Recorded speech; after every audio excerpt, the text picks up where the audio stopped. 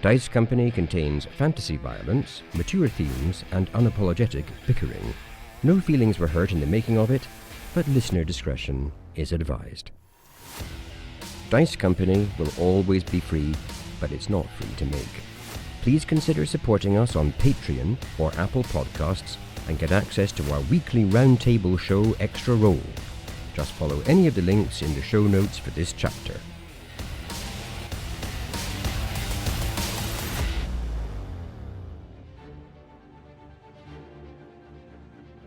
Previously on Small Embers, the Sterling's crew are torn apart. Seeksorrow and Tock have infiltrated the Sons of Chaos' dreaded flagship, the Vox Domini. Meanwhile, Vander and Petren hurl through the skies in pursuit of its captain, a red-bladed automaton that murdered Tock's creator, Tick. The icy wind and rain blasts you as you plummet towards the ground. In the darkness of twilight, you can barely make out what lays beneath you, but the ground is approaching fast. Vander's scanning the terrain. I'm trying to see if there's maybe the glow of an automaton, the blue armor that's likely to flare as he hits the ground, something like that. Cool, give me a perception check at disadvantage, please. Oh, disadvantage. Okay. Yes, zooming through the air at perilous speeds, eye is watering, and you get disadvantage for it. What a load of bullshit. At night. Glows are easier to see at night, he says, temptingly. As a 17. 17. Not bad. Yeah. Not bad. As you scan the environment beneath you, even in this twilight darkness, you can see a thick, twisted forest directly beneath you, on the edge of what looks like a ravine. There is a long bridge covering from the ravine in an easterly direction, and you can see very faintly the outline of a figure who you assume must be the automaton moving across the bridge. Okay, how close to the ground are we now? You are 100 feet up and falling fast. Wait, I'm going to cast Feather Fall. I'm going to hang on tight. And you land gently on the edge of the forest, the ground sodden by the rain. Vander's panting slightly because even the exertion of falling through the air is quite a lot for his frail body. Petren, over there! And Vander raises a gnarled finger in the direction of the forest and, of course, the bridge that lies beyond. We must head with all haste. I am rather challenged in that area. Vander just extends a hand to Petren. Petren takes Vander by the hand and assumes that he's hoping to be sort of pulled along, I guess. Not quite sure we're ready for the piggyback style that Tock has taken to. But yeah, Petren is happy to kind of do the work in terms of propelling them. But as he does so, he is going to use his quarterstaff, the Staff of the Woodlands, to cast Pass Without Trace. Nice. So the two of them are less noticeable as they move. Give me stealth checks if you're attempting to be stealthy. 24 for Vander. And 30 for Petren. I mean, a plus 10 modifier is going to help, isn't it? Petren, you grab Vander by the hand and quietly, but quickly, make your way onto the bridge. Lightning cracks as the wind howls over you. The storm does part just enough to reveal a chasm splitting the ground in two. The cliffs plunge 1,000 feet down, the bottom of which is not visible from this distance. The stone bridge spans the gap.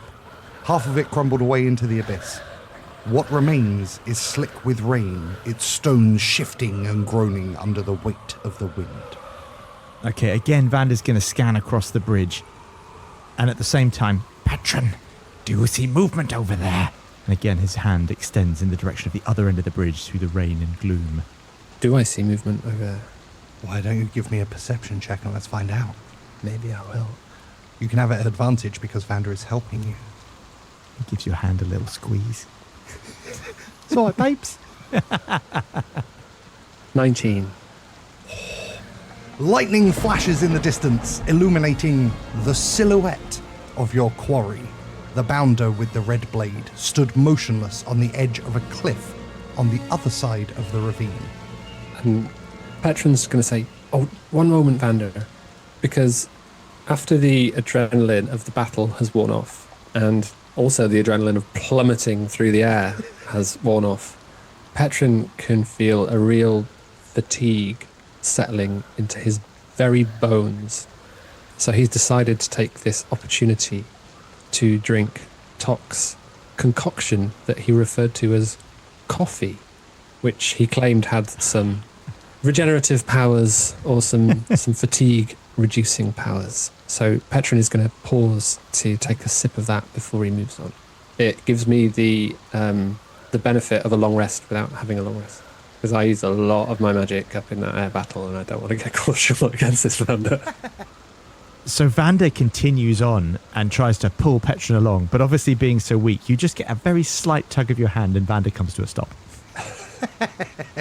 And you stop with the wind whistling on one side of the bridge, the silhouette of the bounder with the red blade across the way from you, around 200 feet away. I'm assuming you've got some sort of plan here, Vander. I'm afraid we're past plans now, Petren. Ready yourself. I believe we're in for quite the fight. A fight? You think it's wise to take this chap on, just the two of us? Wise? Perhaps not. Necessary? I'm afraid so. Why is it necessary?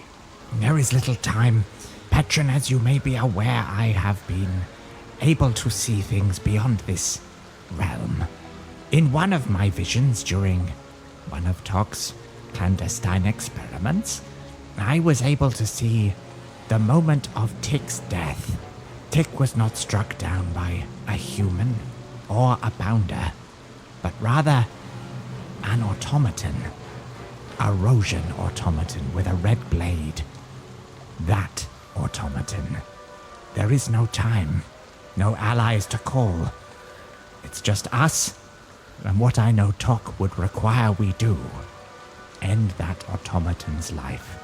And you see a very thoughtful look come into Petren's eyes. Have we got the right to kill Tock's nemesis? I believe the question is more of opportunity than who is to strike the righteous blow, and I think we must act quickly if we are to take advantage of this little opportunity. Very well, Vander. Although I don't think the two of us are well placed to face him head on. So I think we need to find some way to sneak up on him. I trust we are already shielded in some fashion. Do you think we could cross the bridge undetected? Well, we did roll very high, so I think the DM might allow us to continue that roll. We'll be out in the open a little on that bridge, so we'll have to take great care. Good luck then, Petren. I believe that an automaton and a Rosian may be more than a match for us. And Vander again tugs, keen to get out onto the bridge and into the confrontation. And this time Petren doesn't resist.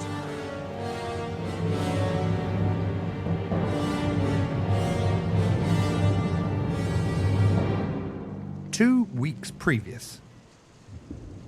Vander, you retire to your captain's quarters, your head pounding with pain which reverberates around your skull. You see flashes of imagery, half-formed memories, ones which don't belong to you. Concentration is impossible, and as you close the door, a small voice calls out from the corner of the room. What's wrong with you then? Vander clasps his head, but then relaxes, now he knows he's in the presence of another. It appears there has been a change in the usual schedule of agony I have come to expect. But what can I do for you, Rat King? A lot of my rats have been very drunk. What on earth is happening in the crow's nest? I feared the crow's nest may be a place of alcoholic richness. There is a crew member in possession of a cup that produces infinite liquor. That, though, I see stands entirely separate from one allowing their subjects to display drunkenness. Have you forgotten your purpose for being there? I remember. We are too tidy and keep it clean. And how does work go? Poorly. The rats are all drunk. A common problem. Well, I'm afraid I cannot supply cheese for work not done. dilemma then. Oh, a dilemma, is it? Well, let's see if I can't unclog your mind just a little bit. Can I have a wisdom saving throw, please? As he attempts to detect your thoughts. He's attempting to detect I cast detect thoughts. We'll see who's more Vanderish here.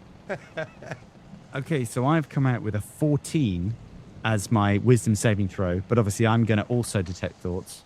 He's rolled a 7. So both have failed and are able to read each other's thoughts. Okay, well, obviously I'm in serious pain, so that's going to be the majority of what he detects. Though I don't know what the cause of the pain is. It seems to me I'm having some kind of episode, so... Indeed. Before you're able to start detecting his thoughts, you begin to see more flashes, as you have in the past, ever since you invaded Tick's mind. These are flashes from years ago of the Rojan and the Citadel and Tick building Tock and working with the Council. It's almost like the memories are speaking to you, like they're trying to tell you something. And you find yourself with the Rat King on your shoulder, staring out of Tick's eyes. You're at the moment of Tock's construction. Tick is working away, twisting his all-purpose tool and adding the finishing touches.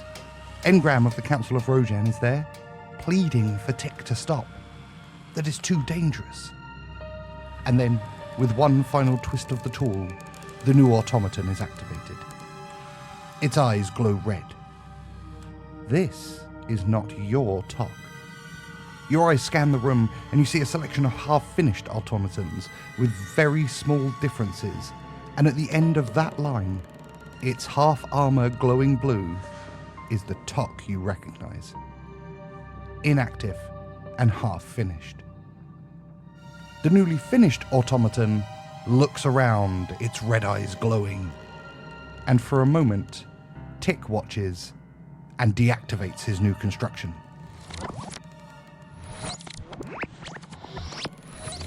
Okay. So, just pausing the gameplay for a second to do some thinking here, Tick has created another Tock before actual Tock. This one has red eyes. So this one is probably not very nice at all. And I've only heard of one other sentient automaton who's not very nice. And that's the one that cut Tick himself down. So we've got a bit of a Rojan succession line here where it is now in play, kind of, as I see it. So, best guess, I think this Tock is evil. He's gone off into the world somewhere. He's become a Rojan, he's become a Rojan, and he's the one I've seen previously in another vision, and he actually ends up striking the killing blow of Tick. Seems reasonable. Okay. And of course, Tock has no idea of any of that, does he? He does not. It's a very secretive soul. And of course, I'm seeing all this while the Rat King is seeing it with me, which must be doubly confusing because he's now seeing not my memories, but the memories of an automaton who now shares headspace with me. Oh my God. Okay. I think Vander, that might be part of why Vander is not resisting. And one, he's not very well. And two, it's not his memories being invaded, really, are they? No. Okay. So Vander just watches the show then, mentally. There's no occlumency going on here. What is it we're watching? Welcome to my inner pantomime of my thoughts. Today's show, unbidden of course, are the thoughts of another's mind who I invaded. But speaking of mental invasion, which is so rarely welcome, I have some of my own to do. And Vander instantly forces himself into the mind of the Rat King. This isn't the quiet opening of a door in someone's head to examine one's thoughts. This is the kick it open and rummage away because you want the occupant to know beyond any doubt that if they try to invade your mind, you're going to make a mess of their inner bedroom. The last thing you hear before doing it is, Bullshit. Vander's, even in the attack, Vander thinks correct.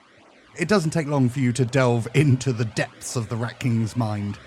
And there are not many memories for you to look at, only a week's worth, and a lot of it seems to be scurrying around in the underparts of the Sterling, in the dark places, going through Tock's workshop constantly trying to steal trinkets and cogs and various bits of machinery. You see a collection of hundreds of rats, all sat on their four paws watching as the Rat King gives a speech. And you can feel his pride and his ego as he gives this address to his adoring subjects. And then you go back a little bit further and you see his creation. Amazing. And stood before him is a large and imposing shadow wreathed in smoke. And you can't quite make out the details of the creature that has summoned him to this plane of existence. And then it blips out of this existence.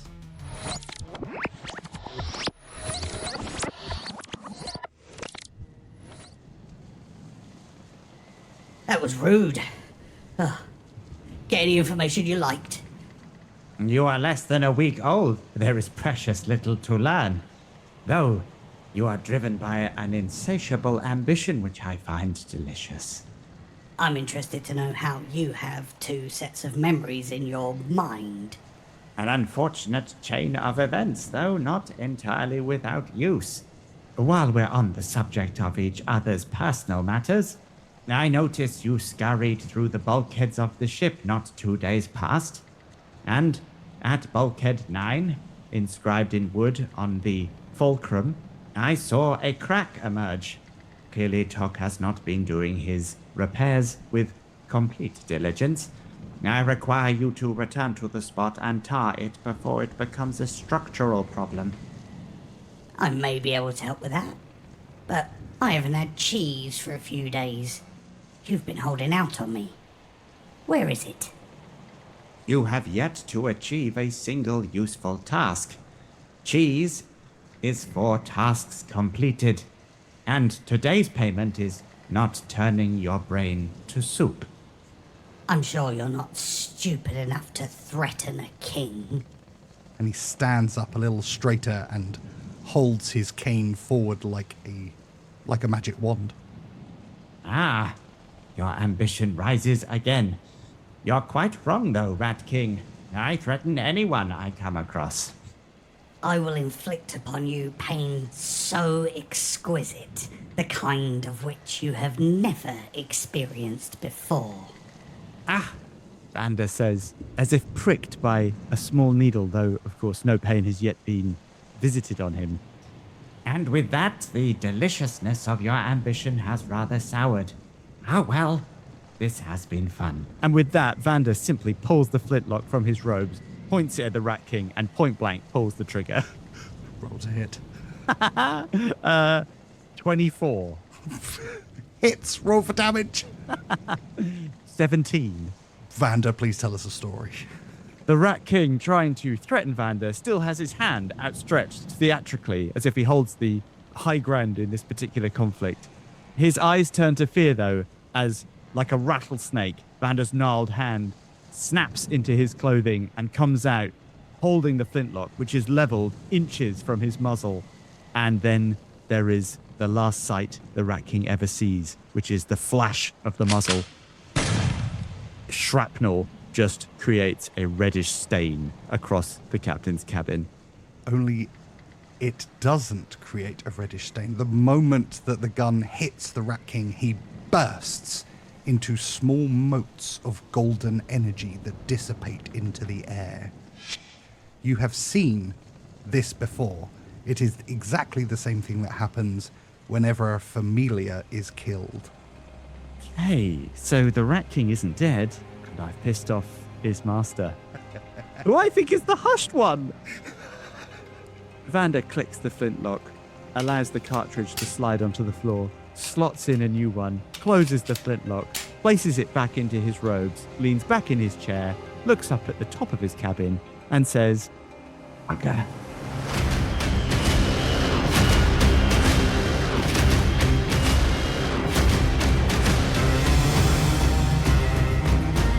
Following their success in the Battle of the East Wind, Tock and Seeksorrow, you land on the abandoned Vox Domini, along with the Knights of Scarlet, Sir Aldrich Fane, Lady Marilyn and Brother Calwyn, Tick, and 2 of Tock's reprogrammed automatons.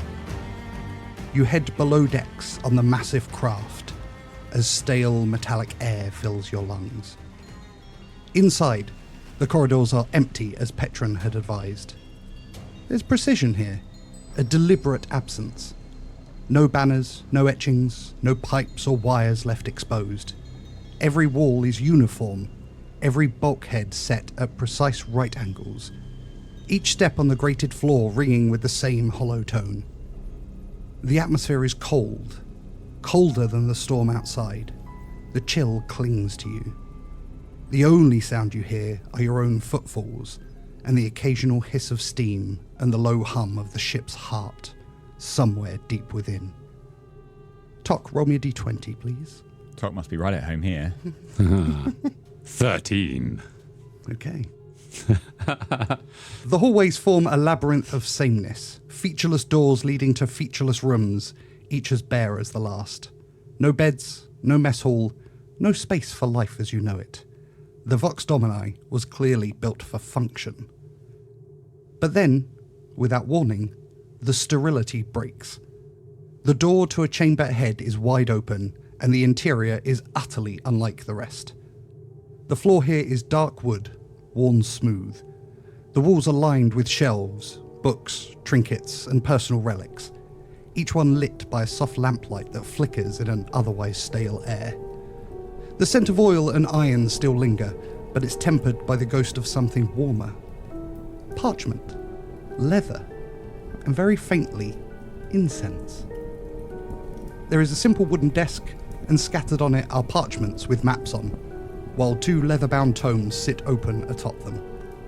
At the back stands a metal throne, its frame heavy and riveted, cables snaking into the floor beneath. The design is functional, yet imposing. The cables are clearly there to feed something into its occupant. Small vents along the armrests still hiss faintly, releasing tiny curls of vapor. And beside that, dominating the corner of the room, is a stone statue. A man bent on one knee, his left hand covering his face as though in shame or grief, his right arm outstretched. What would you like to do? I think that check for... Tock would like to check for any kind of traps or any obvious defenses that this room might still have in it. And I say, does it look like someone left here in a hurry and left notes out, or is it more just messy? Yeah, as far as you can see, it looks like someone was mid doing something and literally got up and walked straight out. But if you want to give me a perception or investigation check. Yeah, that's probably safest. Investigation 28.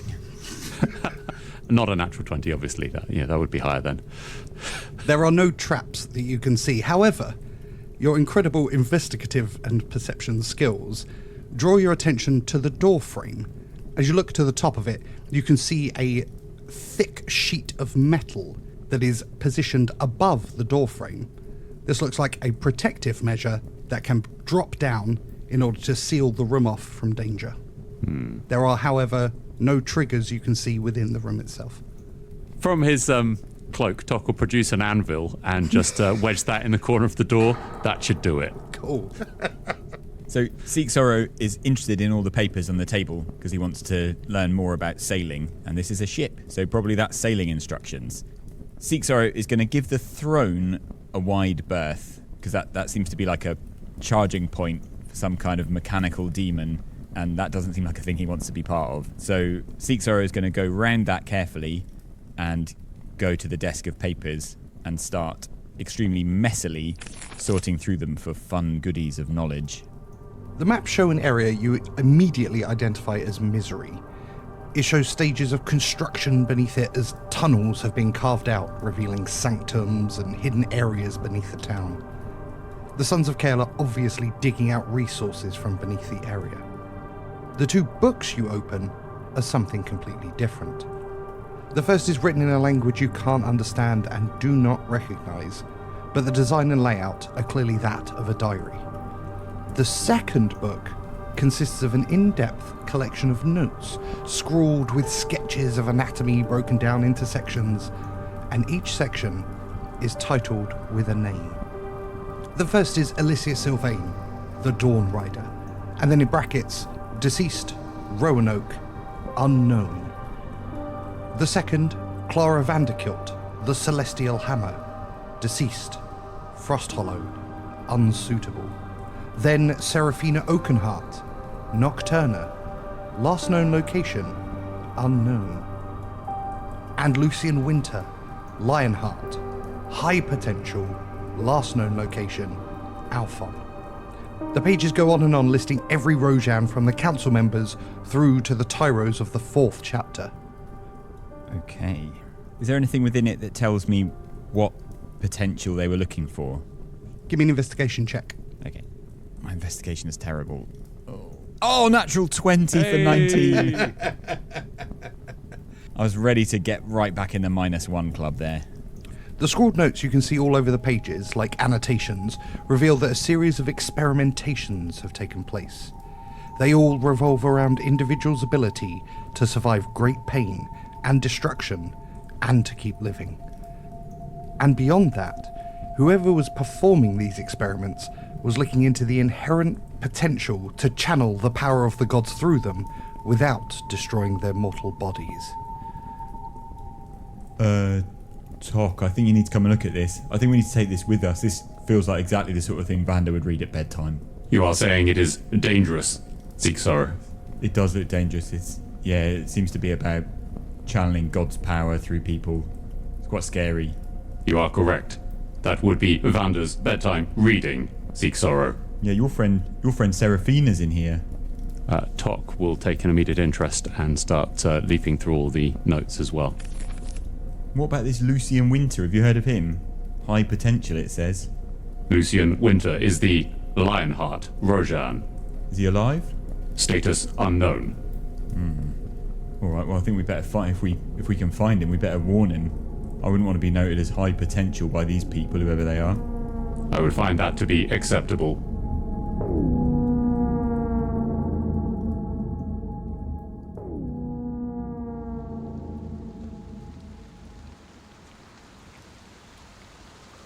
Vander and Petren. With the storm intensifying, you brave the crumbling bridge ahead. Each step makes the bridge tremble. Rain whips across the gap, biting at your skin, as chunks of stone fall into the gorge with every blast, swallowed by the storm before you hear them strike the bottom. Halfway across the treacherous pass, and the other side becomes barely visible in the downpour. The bounder with the red blade is stood on the precipice of another chasm, beyond the other side of this one. His red blade shimmers through the wind and rain. The sound of his cloak flapping can be heard even from this distance. He is facing away from you, holding a sending stone to his face, and staring into the darkness beyond.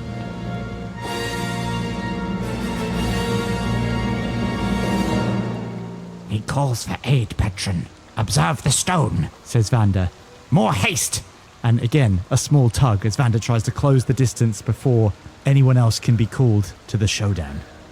I take it we can't hear what you say. Not from this distance, no. Not unless you have other means of hearing. Here! And he slaps Bellerophon into your hand. Hurl him! Looking up at you, two boggly eyes wait, malign intent clear in its expression. Of course. We don't know, we just sent Cuthbert instead, Vander. We established he's a little bit quicker. I don't mind which you hurl. Hurl something! Says Vander, struggling forward. The Petren is going to return Bellerophon to Vander's outstretched arm and release Cuthbert to scuttle as close as he can to the bounder without being spotted, hopefully. Give me a Cuthbert-related stealth check, please. So it's 18. He scurries off into the darkness and the storm as he crosses the bridge at speed, heading in the direction of the bounder with the red blade. He gets close enough to be able to hear. It'd be like in all action movies where someone says, turn on the TV, you've got to hear what's going on. And they switch it on to exactly the salient point. Exactly. Prepare the guards, and we will defend the town against the interlopers. Send a ship to collect me at once. There is a pause, as if someone else is speaking to him, and he replies, Understood, father.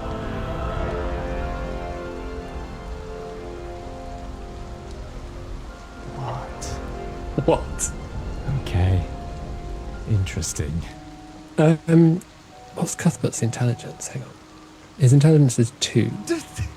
Okay, so when Cuthbert returns, Petren is going to use his staff again, Staff of the Woodlands, to cast Awaken on him, which the target gains an intelligence of 10 and the ability to speak one language you know. So obviously I can already communicate with Cuthbert.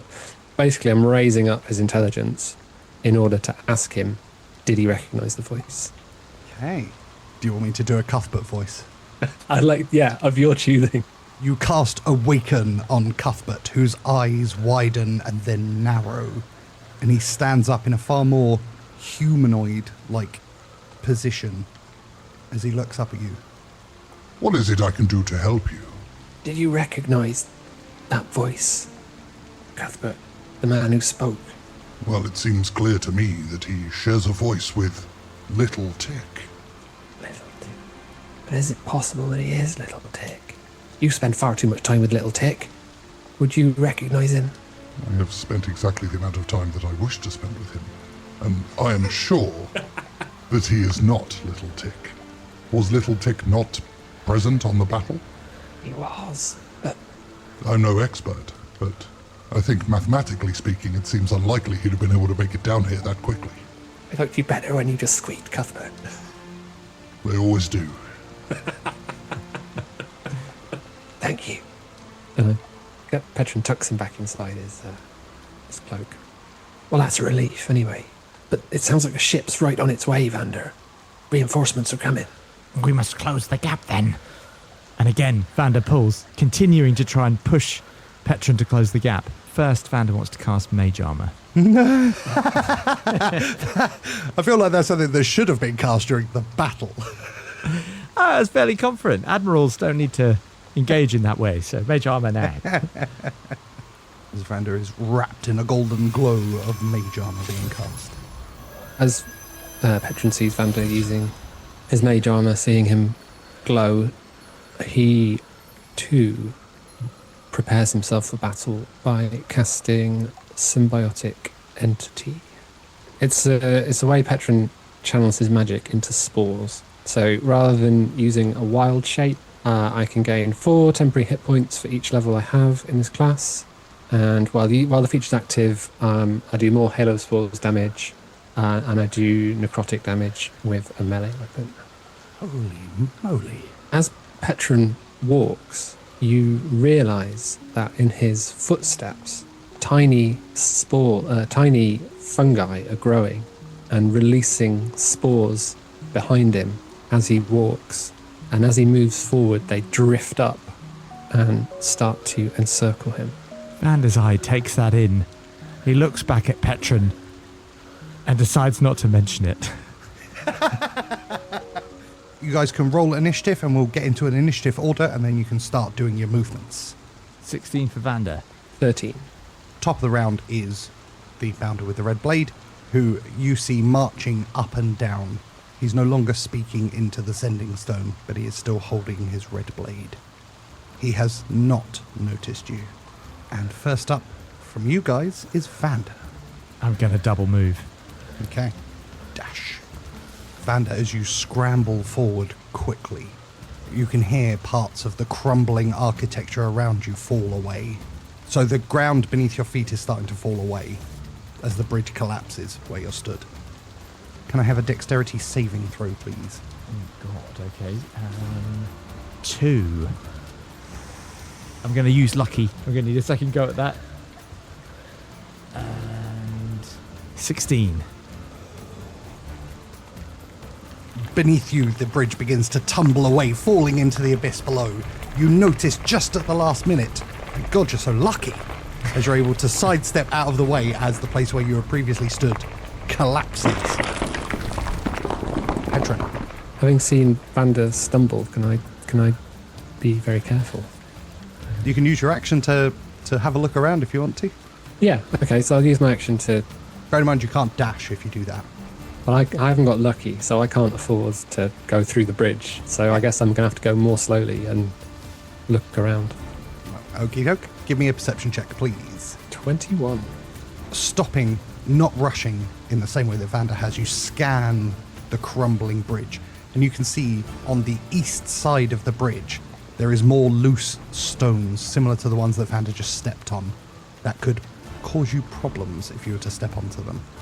So, yeah, Petren is going to move forward, taking care to avoid that troublesome region. Nice, very nice. Can you both give me stealth checks again, please? Yeah, Pass Without Trace lasts for an hour, so I still get my advantage, but I guess Vander is maybe 2... no, actually, hang on. No, he should be fine. If he's less than 30 feet away from me, we're all right. I feel like Vander's fine. Yeah. 31 for Vander. I feel like Petron's looking around to make sure that Vander's okay, and he can't see him. 15. Interesting. Great roll.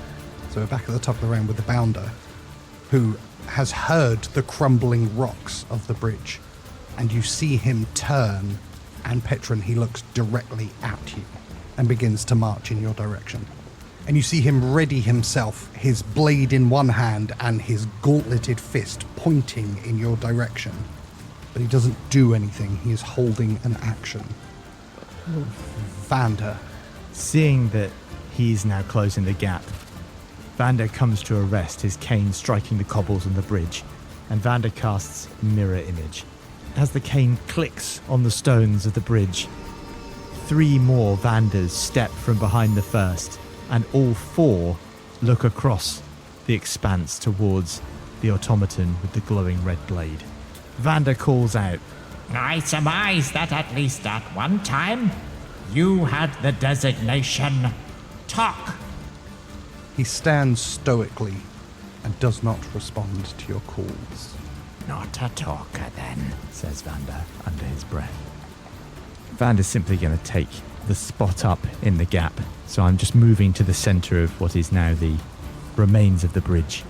I'm doing that to look cool, by the way, but the truth is I just don't want to fall off the side. And to be fair, you do look cool, because you're stood in the middle of a crumbling bridge in the middle of a storm as an enemy with a glowing red blade marches towards you. Like, it's about as cool as Vander's been. Why do you think I came here tonight, Tom? Petren. So Petren is going to continue to advance. There's something about the way that the Bounder hasn't fully advanced on them and is clearly appears to be preparing some sort of spell is making him cautious. And so he's decided not to get right up close to Vander, but leave a gap between them in case the effects of the spell are located on a specific area. And he's going to whisper to Vander, Vander, what did you mean Tock? We can't kill Tock. He was the original, says Vander, gesturing across the bridge to the figure at the other side. Petren looks absolutely baffled. He knows he is out of his depth here.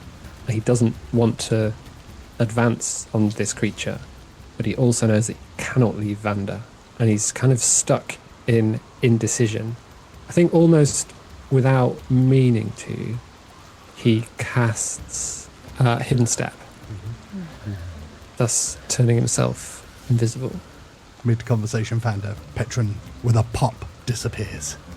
Vander turns back in the direction of the automaton, but he does feel exposed now, very rare for Vander. His hands begin to work on his staff as he reconsiders the strategy he's going to use next. I mean, the good news is if he's reconsidering a strategy, it suggests he had one to begin with. So the Bounder with the red blade moves forward towards you, marching in the same manner you've seen Tock march so many times.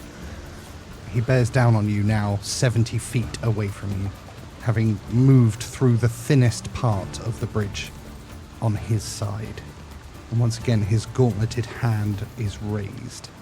And you see it glow for a moment golden. And Petren, from your invisible state, you see the outline of Vander in the pouring rain and wind, as he suddenly glows a light purple colour that perfectly frames him and outlines his form in the darkness. Almost like a target has been drawn around him of magical means that will make him easier to hit. He hasn't fired anything yet, though. He's cast Fairy Fire on you as a way to highlight you, which gives him advantage when he attacks you. Does that mean he highlights me in amongst my... Oh no, he just gets advantage, but he... Yeah, so all the forms of Vander, all 4 of them, are now lit up like Christmas trees stood on the bridge in the darkness. It's quite beautiful, actually. Vander. Vander looks at him. He looks at himself and his other mirror images all lit up.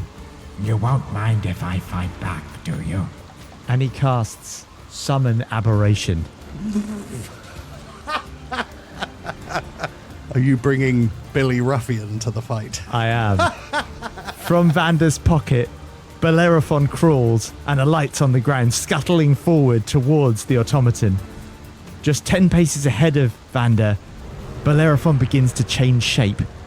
Suckers turn into claws, and an elongated spine and a whip-like tail cover 15 feet span as Bellerophon's pointed, horned head raises. A total of 9 feet from the ground, the armored lizard splays its legs and opens its full, shredding claws wide, stretching its mouth opening up to show row upon row of needle-sharp teeth. He's a fighter. At Bellerophon, who now stands between Vander and the automaton. One hand outstretched, Bellerophon points a claw at the automaton and beckons. He can now move as well. It's his turn. It's his turn. He is a fighter. Oh my god, this is cool. So Bellerophon's going to hold an action. Or should I say, Ruffian is going to hold an action. If the automaton advances and closes to combat range, he's going to shred him. But for the time being, he's just going to stand there looking as menacing as possible.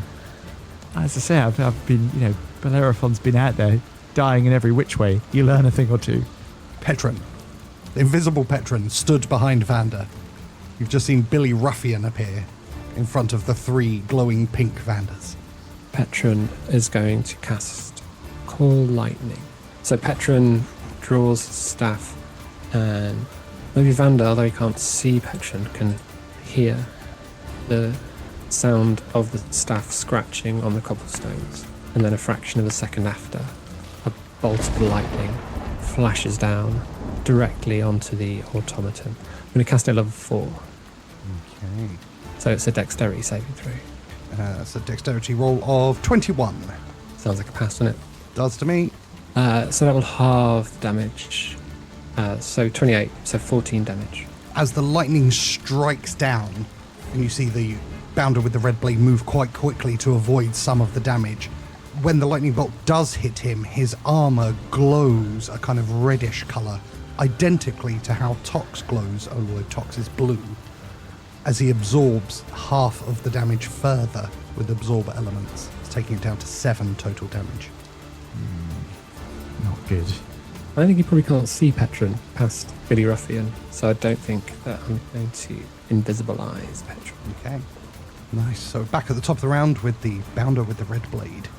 He takes 1 step forward, and you see his head tilt as he assesses Billy Ruffian.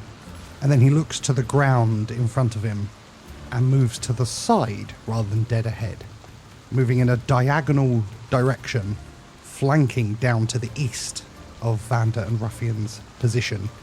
Petren, you see as Vander's outlines of pink disappear as the concentration on that spell is broken, and he raises his gauntlet once again and casts Gust of Wind directly at Vander and Ruffian.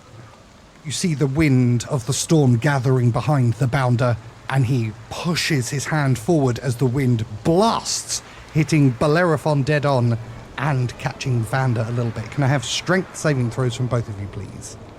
So Bellerophon's, that's 11. 9.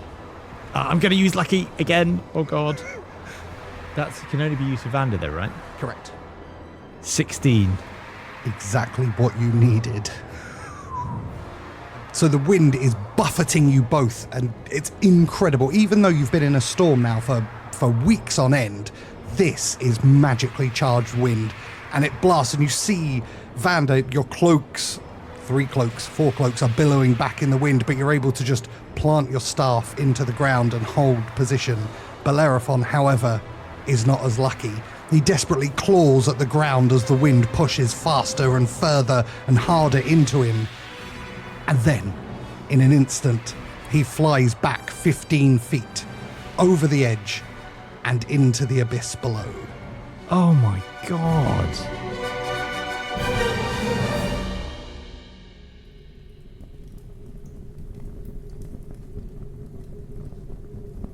Who do you think sits on that throne? It looks kind of metal. Is that the Emperor's chair, you think, or someone else? Tock will investigate the chair. You said there are sort of feed lines coming into it. I'm presuming something magical or alchemical. You don't need to do an investigation check for this because you are now an expert level 10 artificer. Ah.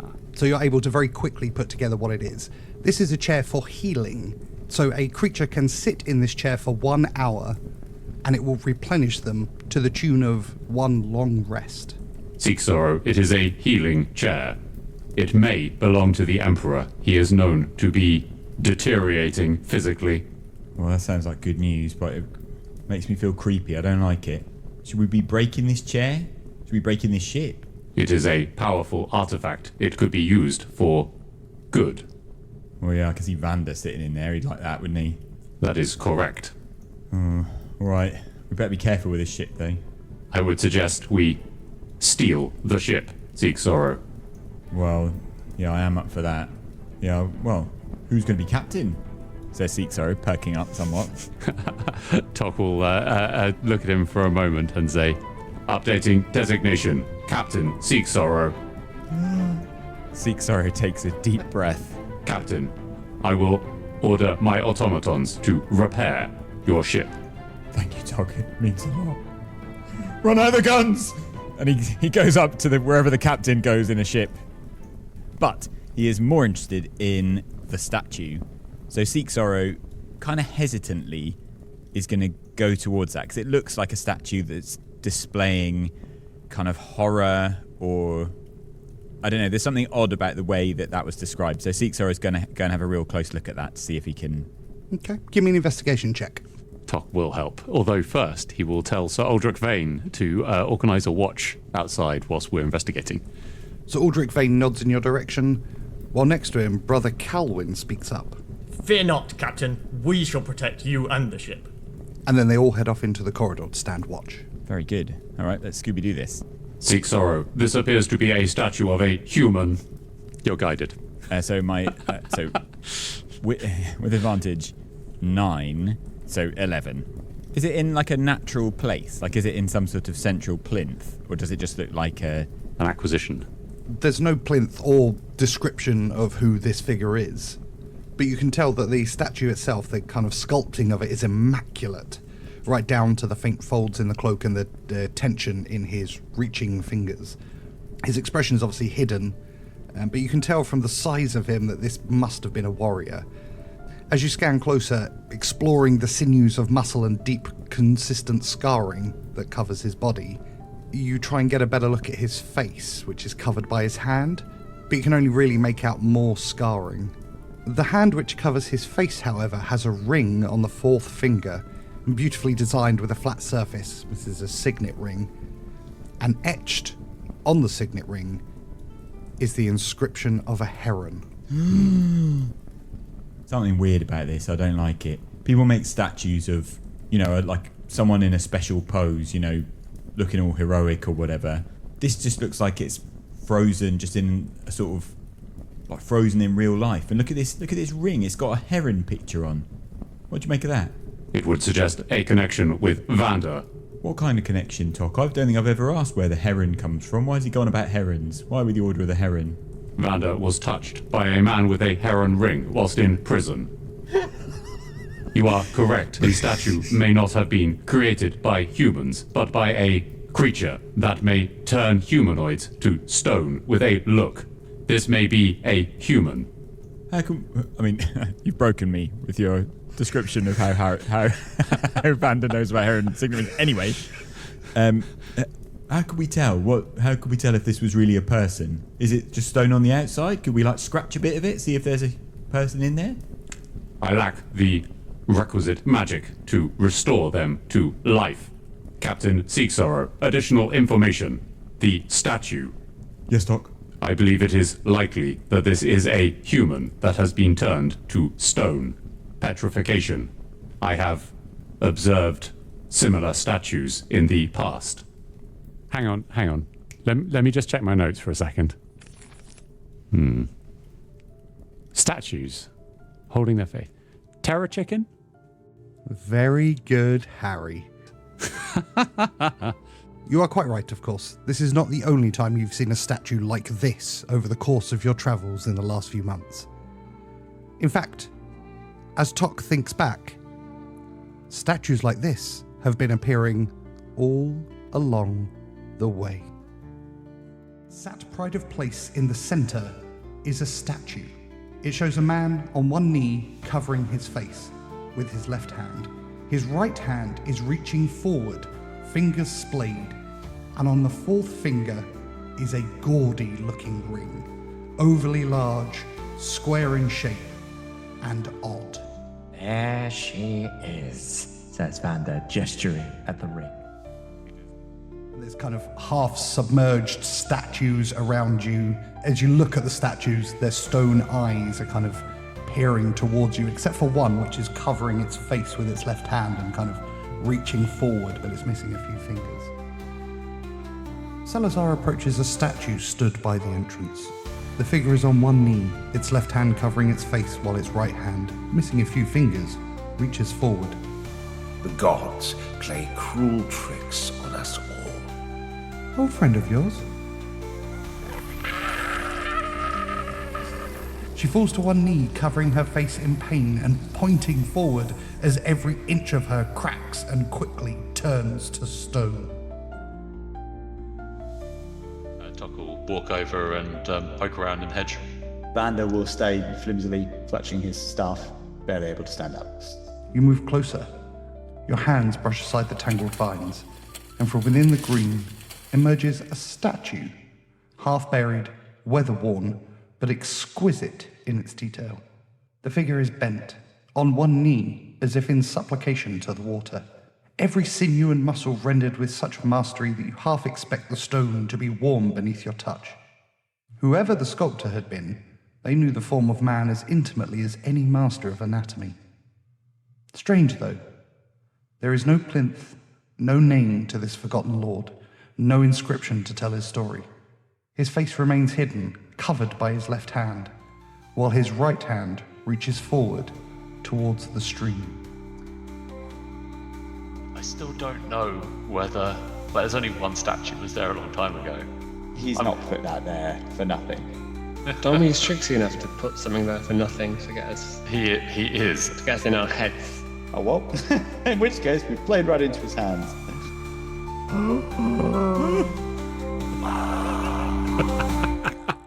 Oh my god.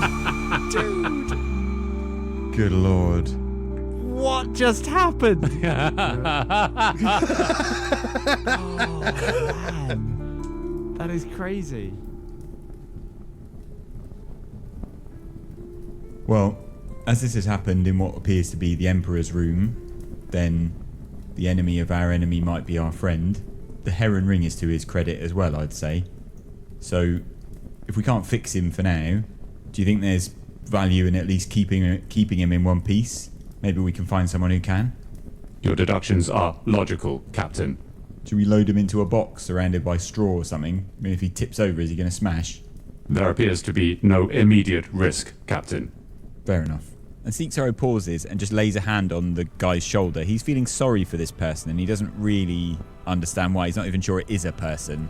Something about it is appealing to us, a kind of keening sense of sympathy, almost pain in Seeksorrow in a way that he can't fully understand. As you place your hand on his shoulder, you feel an indentation. Looking down, you can see carved into the top of his shoulder is a sort of tattoo of the initials GD. As you're looking at that, Tock, you receive a sending message from Sir Cog. The Overus, Kale Surprise Attack Fleet, on course to your current location. The Spear of Shale in freefall, crash imminent. You must brace for impact. The thick sheet metal door crashes down, hits the anvil with a clang. You motherfucker. I mean, I knew that would happen. Don't you pre-script a bottle episode on us. We're getting out with the cork. Just as the entire Vox Domini violently shakes, you start to feel a strange vibration coming from the bag of holding, as a brilliant pink light explodes from the top and the room is filled with the sound of rushing wind and birdsong. Then, like the insides of a sausage being squeezed out, 3 figures tumble forward through the pink light onto the cold metal floor. That was fun. We should do that again, Sebastian. Fuck me, that wasn't supposed to happen. By the twitching of my nose, evil's afoot, and we're here to stamp it out. Tock, what the bloody hell is happening? It's heroing time! And we will end it there.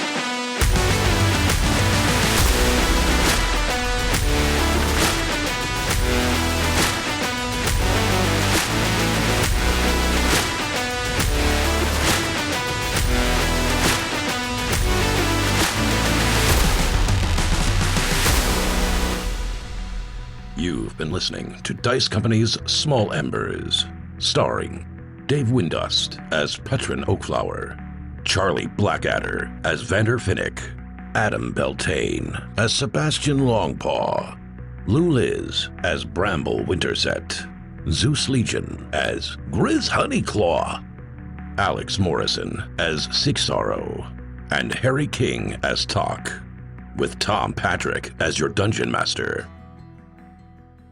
The humans of Dice Company would like to thank the following sweethearts for their support.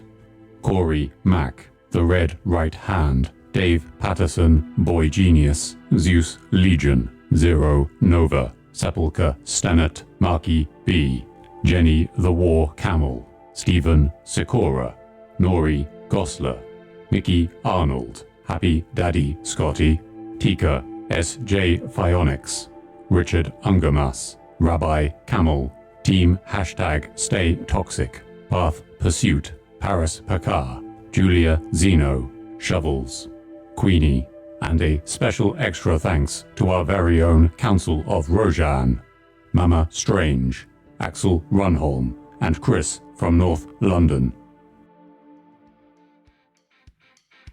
And then takes his... sorry, to explain. I don't know if that's properly said there. I'm trying to say, like, that's our last move. I tell you what, I'll have a quick conversation with Tock. Let me see. How do I do this? He couldn't go for my very last resort. A conversation with Tock. Can we do a brief tactical discussion out of character? Yeah, go for it. So what are you planning on blowing everything up, Harry? I mean, I can. Depends if it seems like, tactically appropriate. I think you know what? I think it's tactically appropriate. Because Dave, you doing the Wrath of Nature plan? No, I did not prepare that spell. I checked. Sorry. Okay. Very climactic if we all land on the ship and then it explodes in a fireball. It would be really climactic. Yeah. From small embers, large explosions. Yeah.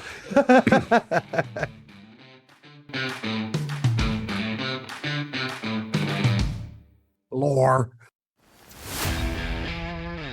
Thanks for listening. Please consider supporting Dice Company on Patreon, where for the price of a cup of coffee, you get access to a whole other show, Extra Roll, as well as an ad-free listening experience. The Dice Company Discord server, along with our socials, can be found on our link tree in the show notes. If you enjoyed this chapter, please like and subscribe, and don't forget to recommend us to your friends. If you didn't like it, recommend us to your enemies. and we'll see you next time on Dice Company.